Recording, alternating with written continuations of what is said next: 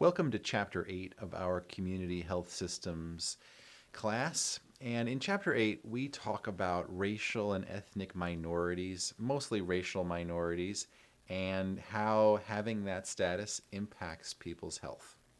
So the United States can really be thought of as a land of immigrants. The largest groups of people who were here before the Europeans and Africans came here have largely been killed off, although there is a small remnant of Native Americans or Native peoples or indigenous peoples who are left, but largely everyone who's here in the United States has only been here for, I don't know, 10 or less generations. And so really the United States is a fairly new country in that sense. Like the people who are here have not been here for very many generations.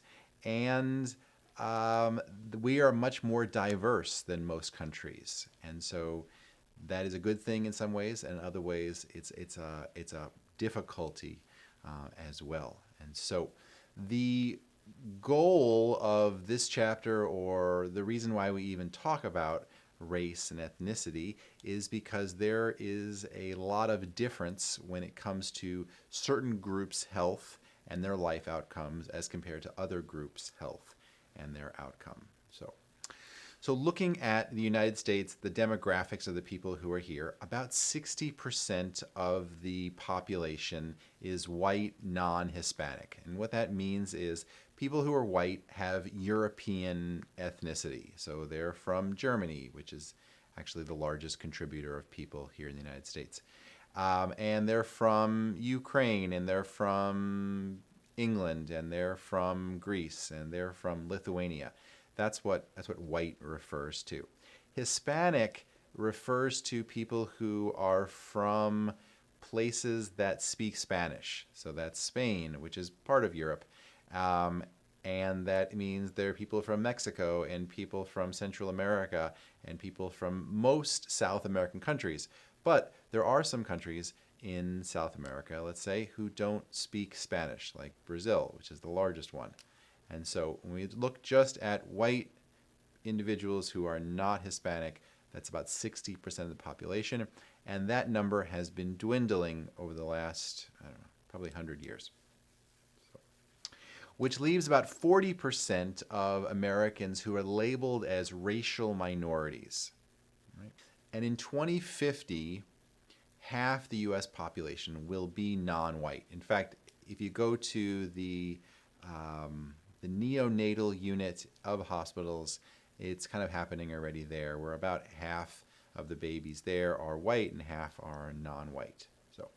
And again, the reason why this is even a chapter is because racial minorities aren't as healthy as white individuals in the United States. And so one of the purposes of this chapter is to see what are we doing, or what could we be doing to increase and maybe equalize the health between racial minorities and the dominant group. So we're trying to eliminate the disparities of race and ethnicity.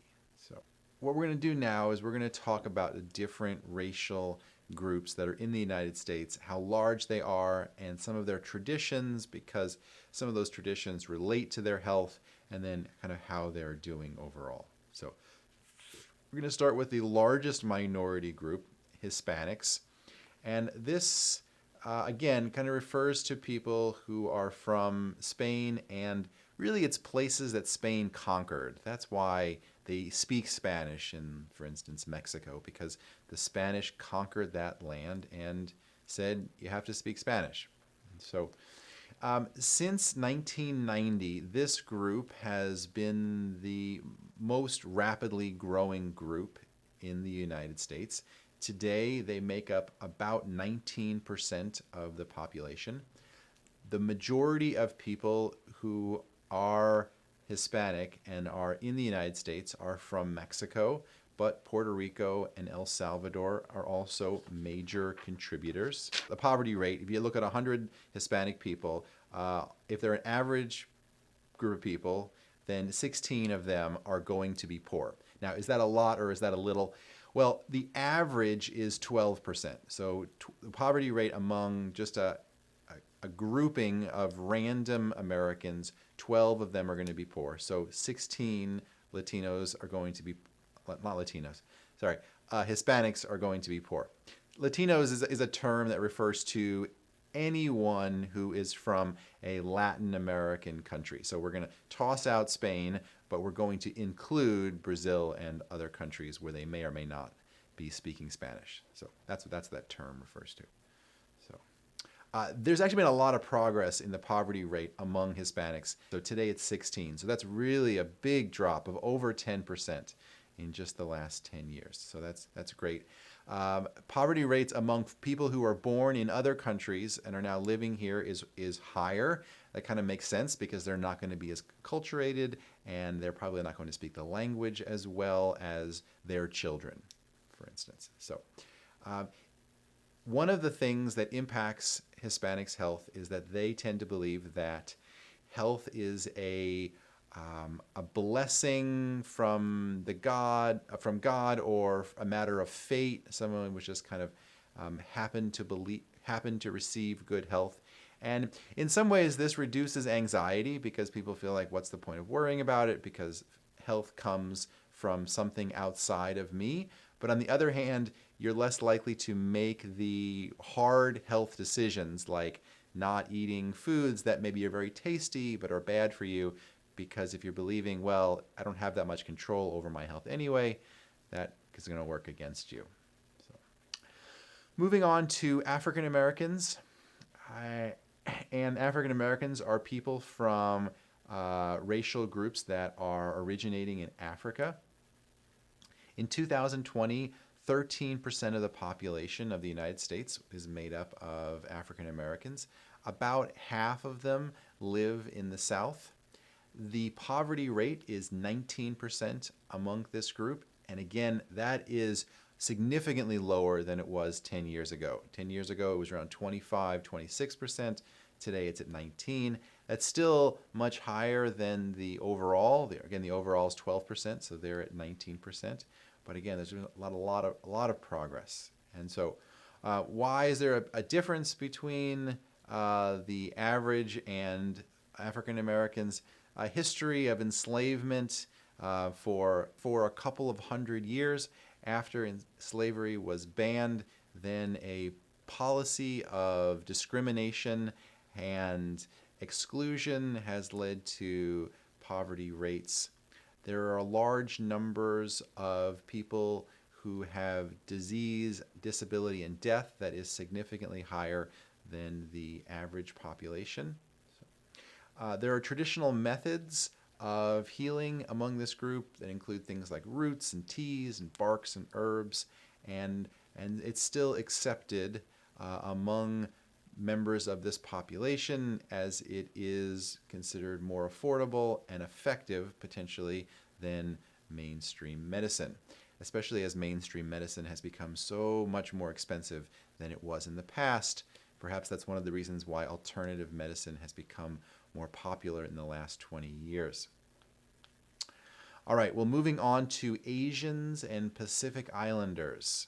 All right, so we're talking about Asians. We're talking about people that are from countries that are east of the Middle East. So the Middle East, I believe, ends with Pakistan, and so we're talking about India and all the South Asian countries like Taiwan and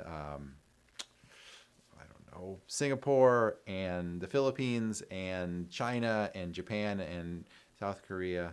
I suppose North Korea too, but not very many North Koreans get to leave their country to go to other ones.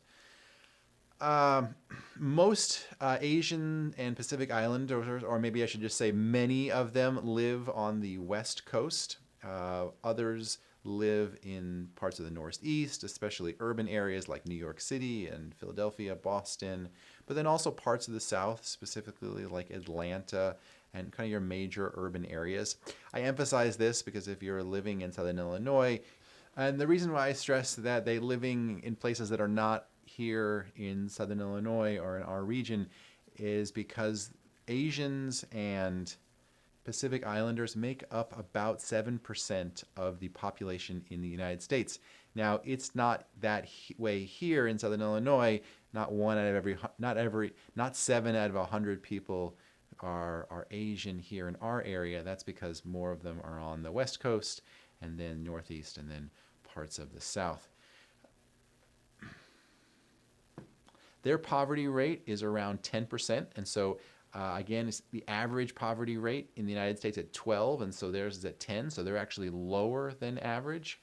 This is largely due to the fact that they are better educated than the general population, and as a result of this and maybe cultural differences, for instance, discipline and hard work is a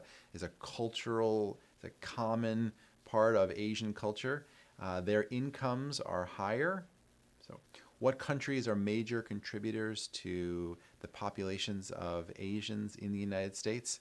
China and India, and that makes sense because those countries are very large and have very large populations, but also Pakistan and the Philippine Islands, Thailand, and Vietnam. Apparently, Pakistan is considered part of Asia. That's in the past, immigrants came to the United States as workers, first on the railroads and then gold mining, and today they're more likely to be professionals, doctors, lawyers, business people, tech workers. As a part of their culture, their religions of Asia tend to be a little bit more about balance and seeking a harmony in one's life. If you think about the yin and the yang, that symbol with white and black, and looks like two tadpoles with the eyes that are the opposite colors. It's about, that disease is about imbalance in the body. So maybe somebody's working too hard and not spending enough time having fun. They would say this person is imbalanced, and that is a recipe for disease, right? And even the word disease, you could look at it as dis-ease. They're not in a state of ease. They are imbalanced, and that's what's causing health problems in their bodies. So there has been a large surge of people in the United States who are following Asian medicine or Asian medicinal ideas, going to Asian practitioners such as Ayurvedic medicine practitioners, which comes from India, and Chinese medicine and acupuncture, I believe, comes from Asia.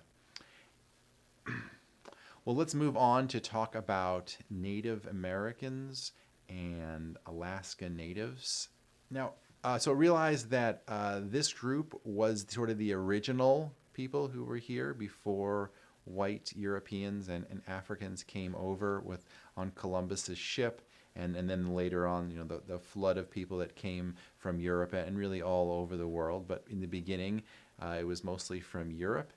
And there were perhaps 12 million people who were native to this area beforehand. And today, it's only about 2% of the population. This is due to the fact that their bodies and their immune systems were not prepared for diseases that would have come from Europe, and there were also ecological changes and genocide because of Europeans looking for their resources. Their poverty rates are pretty high, 24%, which is the highest of any group that we've talked about so far. They used to be a little bit higher, but really they haven't really changed that much. Their incomes and their education levels are pretty low, and that is largely probably and that has a direct contribution as to why their poverty rates are still pretty high. This group has traditional beliefs that emphasize personal freedom, and meaning people are allowed to have more freedom to make mistakes.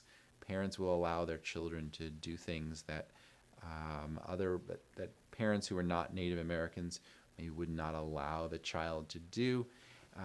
But also there's a heavy emphasis on the respect for all living things. And that's going to include the earth, and that's going to include animals as well as other peoples. So, just like Asian Americans are going to emphasize balance, Native Americans also try to seek harmony, balance within one's mind, within one's body and spirit. And that's why traditional medicines from this group are going to be pretty different from Western medicine, which is what you're going to see practice if you go to the doctor, just any regular doctor in the United States. And, so if you go to a doctor and you have high blood pressure, rather than the doctor asking you, like, how's your work life? How's your relaxation life? How much fun are you having? What are your relationships like? That's more of an Eastern idea, because that's seeking for balance within one's life. You're much more likely just to receive a medicine, a pharmaceutical drug from a Western doctor. And that's going to create some conflict among people who have more traditional Native American beliefs. So some tribes in the United States are sovereign. That means that they're going to act as their own nation within the United States and have different laws and rules than the rest of the country. Right. Well, looking at new immigrants that are coming to the United States, 100 years ago, if you go back to 1920, many immigrants at that time are coming from South and Eastern Europe. Today, immigrants are primarily coming from Latin America and from Asia. A couple of terms here. An alien, you might have heard somebody be referred to as an illegal alien, although it's not proper to address somebody to their face as an alien. But what that term means is that they have an allegiance to another country. Maybe they're a visitor, or maybe they're here working with a visa. An unauthorized immigrant is one who is here without permission. Okay. What are some of the health issues that are associated with immigrants coming to the United States? They may be malnourished. It may be one of the reasons why they came to this country, is because they were not able to feed themselves or maintain good health in their country. They may have emotional trauma or injuries, especially if they're coming here as refugees, which is another term. A refugee is somebody who is fleeing their country due to the threat of harm. Maybe there's war going on, or maybe they are they are wanted because they were associated with a political party that is not popular in the country today. So, the average experience of an immigrant today in the United States is marked by difficulty. A difficulty adjusting to the new ways of life, a difficulty adjusting to not having people around them that they understand, that the ways that they are used to are not present here. Unless they're coming from a European country, or say Canada, Australia, then it's likely that the way we're doing things, the way we're speaking, the way we treat each other, the way we do healthcare, our healthy behaviors are going to be different, and that throws somebody off. That's a hard thing to get used to. And if you add in language difficulties, it's really a hard transition. So, most immigrants who come to the United States are young and of childbearing age. And that makes a difference, because the United States actually would have a shrinking population if it were not for immigrants coming to the United States. So if we close the border, for instance, within a generation, we would begin shrinking our population here in the United States. So, but that also means if you've got a lot of new immigrants coming who are young and of childbearing age, they are going to be producing children, and especially if they're poor and the parents are having trouble adjusting, that means we're kind of setting up that next generation for having some health issues, unless we intervene and, for instance, making health care more readily available to them. So, Well, let's look at what these health outcomes, these differences really are. Again, the goal is to eliminate the disparities, eliminate the difference. If you have native peoples here, or you have the dominant group, their health outcomes are here, and you have racial minorities and it's here, what can we do to, well, not even, we don't want to bring down the dominant group's health. That's not going to help anybody. We want to just bring up the minority's health. So specifically, we're looking at things like infant mortality. What are the odds that the infant is going to live to see its first birthday? What about cancer screenings and management? Is the racial minority going to more likely to die of the cancer that they get as compared to the dominant group? Cardiovascular health, diabetes, human immune deficiency virus, and then immunizations. So looking at infant mortality specifically, the rates among black babies, their infant mortality rate is twice that of the average American. And this is due to a lack of prenatal care and low birth weight among babies. And so the black baby has twice the risk of dying before it sees 1 year old. Looking at cancer screenings, about a third of cancer patients will die from cancer. However, the rates are highest among blacks, especially for lung, colon, rectal, and prostate cancer. This could be due to lifestyle factors such as smoking, but also late diagnosis, especially if the person doesn't have health insurance, then the symptoms that they may be experiencing, they may wait longer to go see the doctor, and early detection is very important when it comes to treating cancers. And then also a lack of access. It could be the person who has the medical issue may not be able to find a doctor or may not be able to find, say, an oncologist to help them. So, all right. Cardiovascular disease. Cardiovascular disease is the #1 killer in the United States. The risk for cardiovascular disease is hypertension. High blood pressure doesn't always have a known cause, and it has to be screened for, but it can be treated. So if somebody is going to the doctor and the doctor is screening for hypertension, then they can receive treatment for that, and that treatment may be the difference between them dying of cardiovascular disease and not. So, all right, diabetes. Diabetes is 2.5 times greater among African Americans and American Indians. Hospitalization as a treatment for diabetes is the most expensive and is the highest among African Americans. Looking at HIV and AIDS, African Americans account for 42% of the new diagnosis.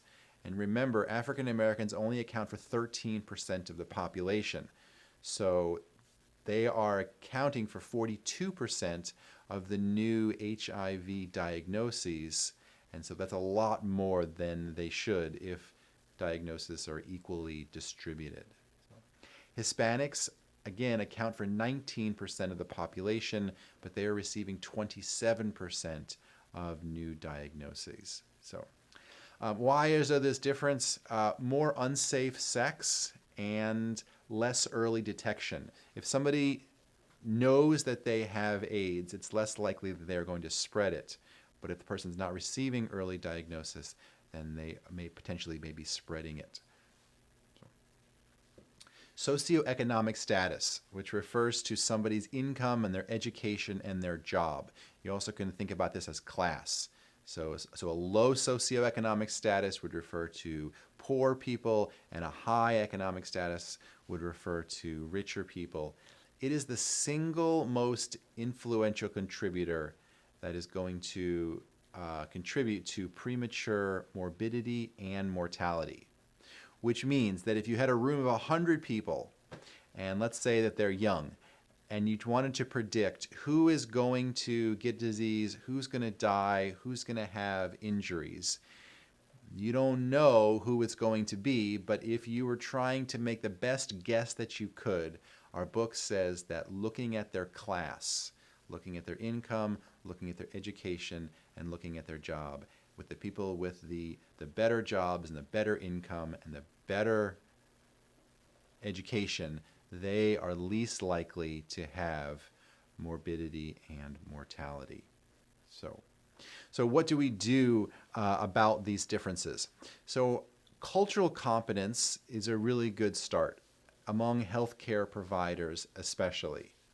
If the healthcare providers know the solution, and they do have a lot of solutions, how do they provide those services to populations that maybe they don't understand or have as much contact with? Right? We typically understand and we can help people who are most like us. That's just sort of the natural way that things go. So if you're a man and you're in your 50s and you are well educated, you are going to be best at communicating with men who are in their 50s who are well educated. Right? But it becomes sort of an art form, is how do you interact and help people who are not like you? How does that person interact with young females who are less educated, who are poor? Right? And so that is what is referred to as cultural competence. They're able to go outside of their culture and being able to understand how to be respectful. How do you respect somebody who is different from you? How do you make yourself understandable to that person? So, for instance, one of the things that you can do is you can include a diversity of different staff members. Because when people, especially who are racial minorities, step into a doctor's office and everyone doesn't look like them, meaning everyone looks different, it's different for them and they feel like this is not a place where maybe I belong or not where I am well understood. But even if there are just a couple of people that they can identify, even in a staff of, let's say, 30 or 40, they feel like, okay, this place is safer, this place is more of a trustworthy place because there's someone that I feel like is kind of like me. So that's a good step, even if the staff member doesn't actually interact directly with that person. So, having rules and policies around diversity and about increasing the health and having diversity not just be the thing that's celebrated once a year, by having chips and salsa, for instance, but having what can we do to include diversity in everything that happens? It is very likely that patients who come to the doctor's office, for instance, they know what turns them off and makes them not want to comply with what the doctor is telling them. The trick is, how do you get them to share that? Right? And so one of the things you can do is have culturally sensitive complaint forms, or have someone sit down with that person in a comfortable, safe space and have them share about their experience. And then have the policies that exist at that doctor's office to change, to adapt to people. Ultimately, you want people to take ownership of their own lives, right? Of their own health, in our class specifically. You want people to not just rely on their health professionals to give them the right treatment or the right pill. Although that's a good step, but the truth is that most people don't necessarily follow what their doctors tell them. People are actually more likely to make sure their pet gets the right medication than they are to make sure they get their own medication. But you want people to say, you know what, this is my life, this is my health. I am going to see what I can do to make my health as best as it can be. And then they're treating their doctors and their other health professionals as tools to help them accomplish what they need in their life. And so that would be the ultimate goal. Not that we would go to our doctors, and say, heal me, I'm a victim, I don't know what's going on. That is not going to necessarily work as well as the person who says, you know what, I feel like I'm in control of my health, but I need help in these areas, or I don't understand how to help myself in these areas. And you want people to be able to make informed health decisions. And so people need to understand what impacts their health. And so things like smoking and sleeping, people, once they understand and they feel like they could make a difference, they could change what they're doing if they chose to. The truth is that most people don't feel like they could change, but that's part of what empowerment is about. It's about helping people see themselves as powerful.